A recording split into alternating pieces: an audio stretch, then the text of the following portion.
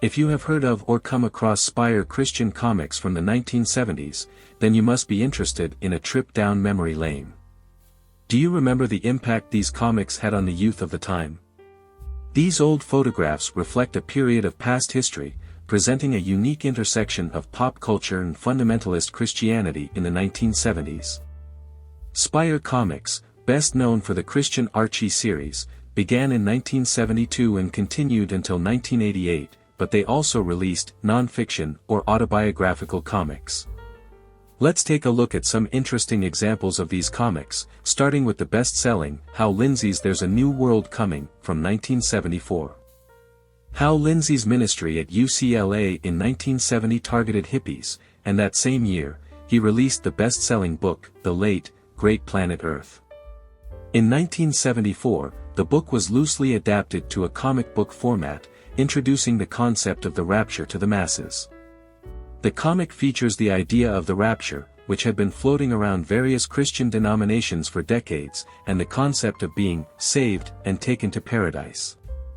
The comic also touches on the idea of the Antichrist and features intriguing artwork by Al Hartley, who also worked on the Betty and Veronica series for Archie Comics. Another notable comic from Spire is David Wilkerson's The Cross and the Switchblade from 1973. The comic is an adaptation of a book written by Pastor David Wilkerson in 1962, telling the true story of Wilkerson's ministry to disillusioned youth in New York City, encouraging them to turn away from drugs and gang violence.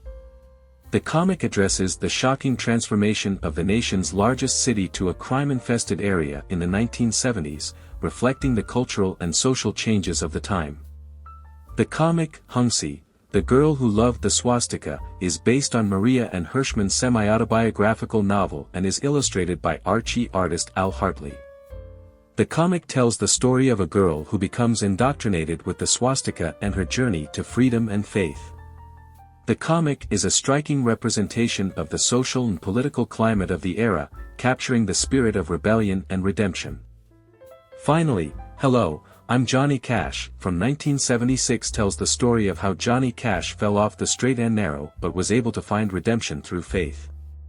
The comic delves into Cash's struggle with personal demons and his journey to spreading the good news through his music. These Spire Christian comics are an interesting time capsule of pop culture's intersection with 1970s fundamentalist Christianity, offering a unique perspective on the social, cultural, and religious movements of the time. The most exciting part is still ahead, so let's immerse ourselves in these images and reminisce about that era.